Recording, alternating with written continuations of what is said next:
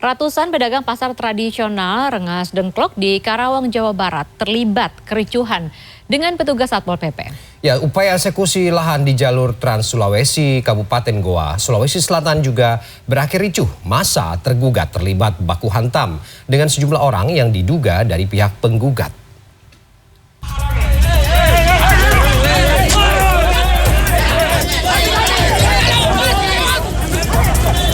Eksekusi lahan seluas 700 meter persegi di jalur Trans Sulawesi Desa Panciro, Kecamatan Bajang, Kabupaten Goa, Sulawesi Selatan, Rabu siang berakhir ricuh. Baku hantam pun terjadi antara massa tergugat dan sejumlah orang diduga dari pihak penggugat.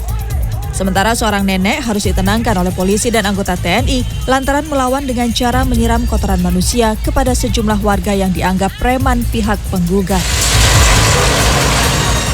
Sengketa tanah ini melibatkan para ahli waris dari pemilik tanah. Pihak tergugat mengaku dasar tergugat yang merupakan akta hibah palsu lantaran tidak mendapat persetujuan dari seluruh ahli waris. Akibat peristiwa ini, 3 orang yang dianggap provokator dari pihak tergugat diamankan polisi lantaran dinilai menjadi pemicu keributan sehingga mengakibatkan kemacetan lalu lintas.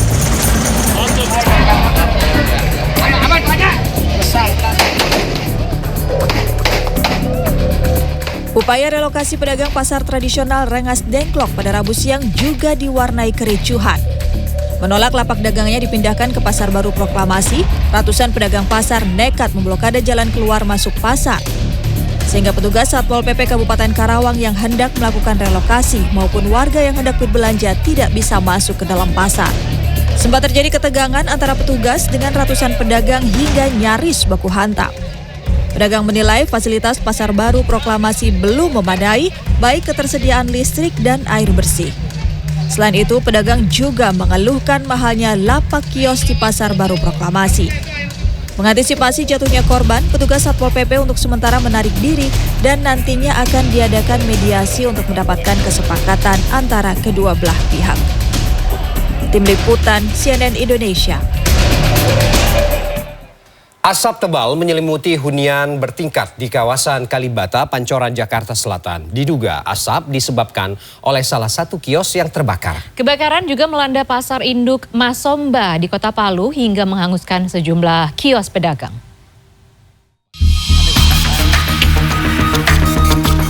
Inilah video amatir dari warga yang menangkap gambar kepulan asap tebal di hunian bertingkat di wilayah Pancoran, Jakarta Selatan. Tampak asap tebal berwarna putih ini hampir menyelimuti seluruh fasilitas parkiran apartemen.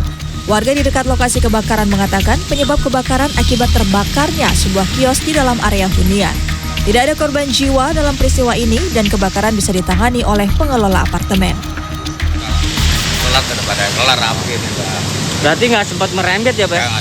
Sudah diamanin sama petugas. Sudah dari zaman dalam.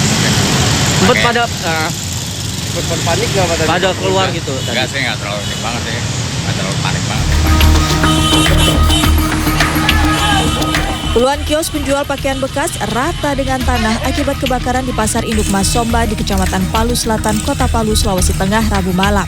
Api melalap tidak kurang 40 kios penjual pakaian sejak pukul 9 malam waktu Indonesia Tengah. Sementara para pedagang yang kiosnya bersisian dengan lokasi kebakaran memilih menyelamatkan barang-barangnya untuk mengantisipasi kebakaran akan menjalar lebih luas lagi.